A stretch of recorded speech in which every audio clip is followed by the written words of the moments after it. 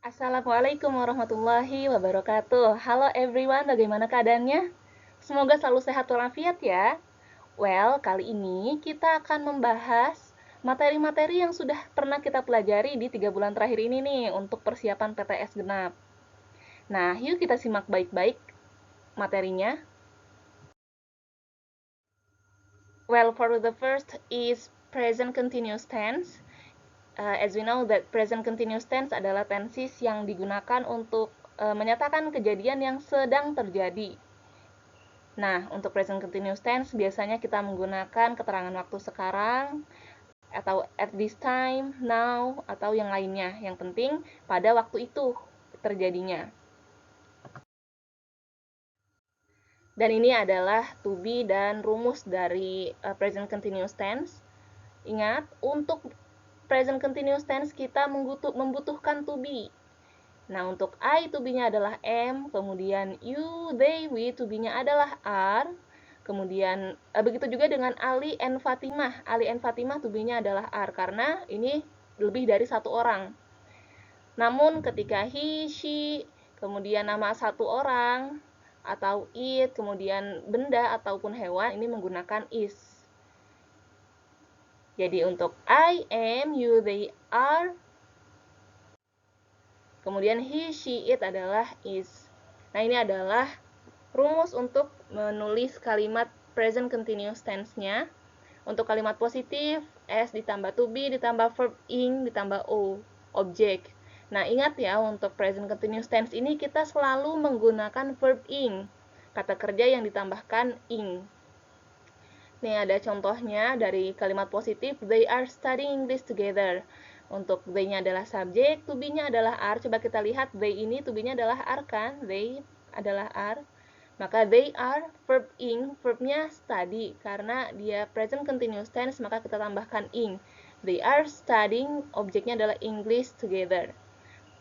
Ketika berubah ke dalam kalimat negatif, maka menjadi they are not studying English together. Di sini ada kata not-nya, menunjukkan bahwa ini adalah kalimat negatif. Di sini tetap susunannya adalah subjek, to be, kemudian not, lalu verb ing, dan objek. Lalu selanjutnya untuk kalimat interrogatif, untuk kalimat tanya, to be-nya selalu kita taruh di depan, di awalnya. Maka menjadi are they studying English together? To be, subjek, verb ing, dan objek. Are they studying English together?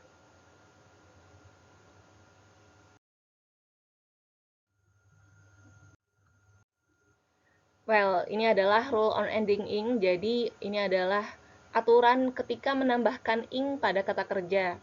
Di sini ada 3. Yang pertama, rule pertama adalah add ing to most verb. Jadi, hampir semua verbs ini kita hanya menambahkan ing-nya aja. Kecuali nanti ada pengecualian di rule 2 dan rule 3 ini. Contohnya eat menjadi eating, di sini ada ing-nya, kemudian sing menjadi singing. Kemudian for the next rule adalah when a verb ends with e, drop the e and add ing. Jadi ketika verbnya itu berakhiran huruf e, maka huruf e-nya ini kita hilangkan dan kita tambahkan ing. Contohnya itu seperti live menjadi living. Kan di sini ada huruf e-nya. Di sini do you find e? Apakah kamu menemukan huruf e di sini? Ya, tidak kan? Maka karena itu e-nya ini kita hilangkan menjadi living. Kemudian change menjadi changing. Nah, di sini e ini kita hilangkan. Look at this, changing, we don't find e, ya kan, kita nggak nemuin huruf e-nya. Kemudian untuk rule yang ketiga, when the verb ends with a consonant, vowel consonant, double the final consonant and add ing. Jadi ketika verbnya itu berakhiran huruf konsonan, kemudian vowel dan konsonan, maka huruf konsonan terakhirnya itu kita double, kita tulis double dan kita tambahkan ing. Baru kita tambahkan ing. Contoh pada put ini, P ini kan huruf konsonan, kemudian U-nya adalah huruf vowel, dan huruf T-nya huruf konsonan. Maka P di sini sebagai konsonan yang paling terakhir, kita double, kita tulis 2 kali menjadi putting. Begitu juga dengan run. Run menjadi running, N-nya kita tulis 2 kali. Next, materi tentang degrees of comparison. Jadi degrees of comparison adalah perbandingan yang digunakan untuk membandingkan sesuatu dengan sesuatu hal.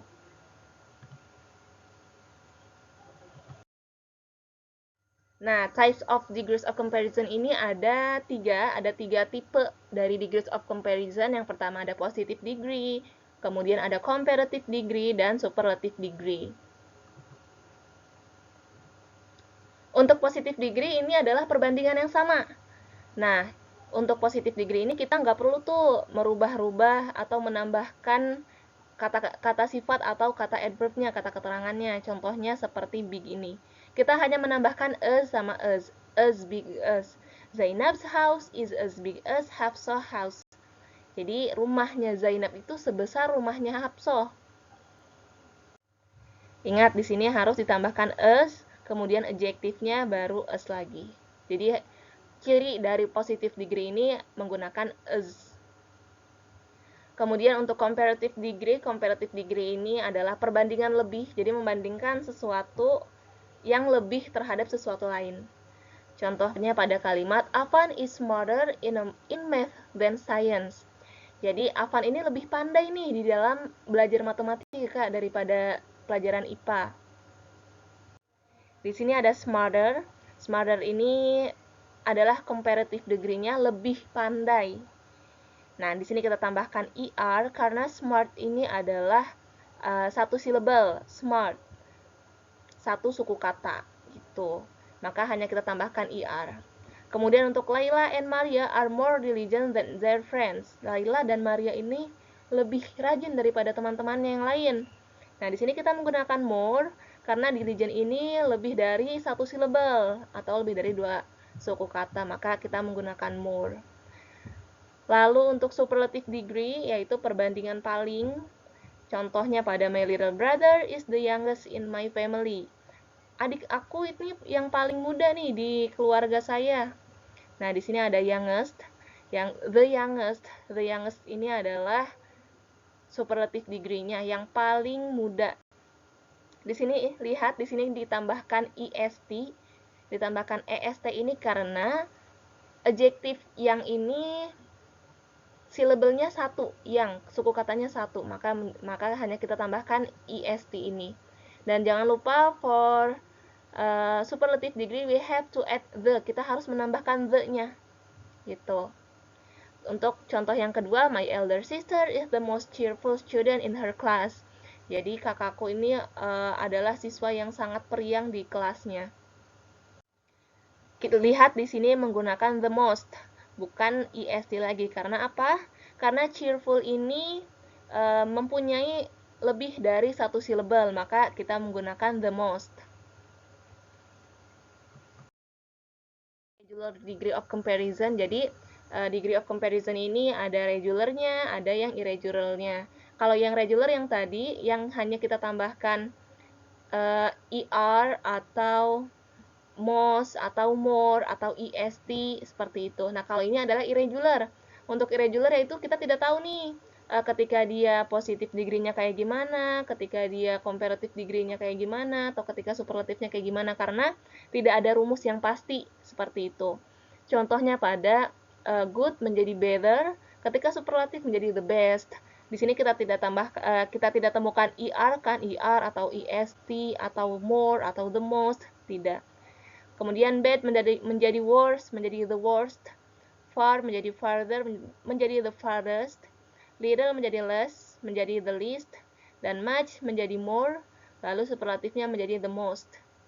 Contohnya pada kalimat yaitu today is a good day, hari ini adalah hari yang baik.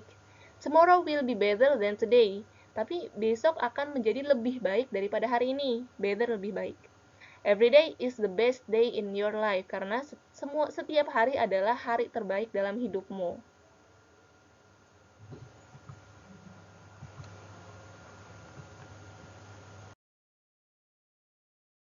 Next adalah simple past tense.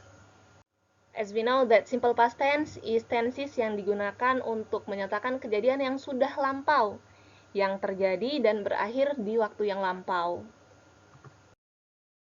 Simple past tense ketika dia dalam keadaan verbal sentence, dalam keadaan kalimat verbal yang menggunakan verb, ini adalah rumusnya untuk membuat kalimat tersebut. Subject plus verb to plus object. Ingat ya, untuk simple past tense kita menggunakan kata kerja bentuk kedua. Ini contohnya adalah Rico played football with his friends yesterday. Di sini ada played. Played adalah kata kerja bentuk kedua dari play. Maka di sini ditambahkan ed. Rico played football with his friends yesterday. Kemudian ketika berubah menjadi kalimat negatif, ini adalah rumusnya subjek ditambah did not ditambah verb 1 ditambah objek. Ingat di sini kita ditambahkan verb 1 ya, bukan verb 2. Kemudian di sini menggunakan did not. Did not ini untuk semua subjek. Untuk semua subjek menggunakan did not tanpa terkecuali. Menjadi Rico did not play football with his friends yesterday. Ya kan, di sini play lagi menjadi play. Kan ini ketika kalimat positif played. Ini verb 2. Nah, ketika dia menjadi kalimat negatif, kembali lagi ke verb 1 menjadi play. Kemudian di sini menggunakan did not. Lalu untuk kalimat interrogatifnya did ditambah subjek ditambah verb 1 ditambah objek. Sama untuk kalimat interrogatif juga kita menggunakan verb 1 like negative sentence kayak kalimat negatif ini, kembali ke verb 1 lagi. Menjadi did Rico play football with his friends yesterday? Did, subjeknya adalah Rico, kemudian verb 1-nya adalah play dan objeknya adalah football.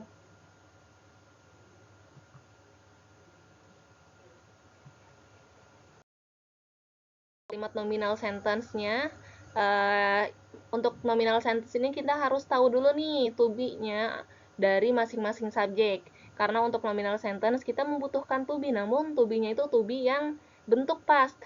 Untuk I, he, she, kemudian Ali, kemudian it, kemudian the cat, to be-nya adalah was. Karena ini singular subject, subjeknya hanya satu orang.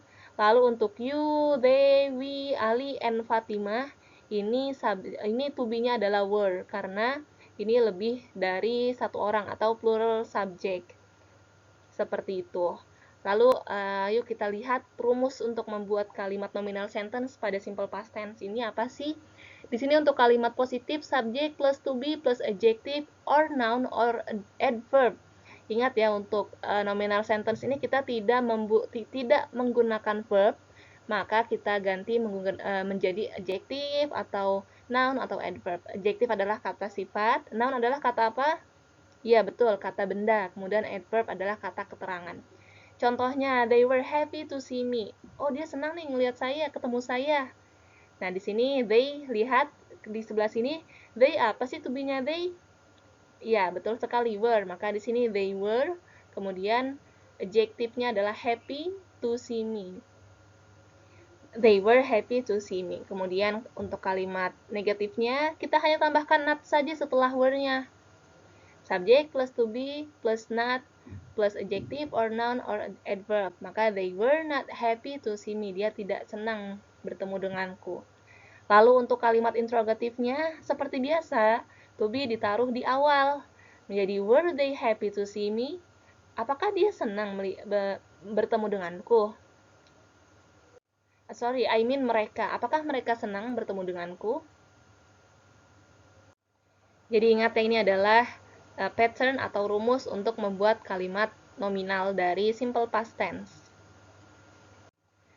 Nah, kalau misalnya subjeknya ini kita ganti dengan she, maka di sini menjadi apa? Was atau were? Iya, betul sekali, menjadi was ya. Karena kan she to be-nya adalah was, maka she was happy to see me, she was not happy to see me, was she happy to see me? Nah, seperti itu. Well, itulah beberapa materi yang sudah kita review atau yang sudah kita pelajari selama 3 bulan terakhir ini. Wish you luck for your midterm untuk UTS kalian. Have a great day and thank you for watching. See you on the next video. Wassalamualaikum warahmatullahi wabarakatuh.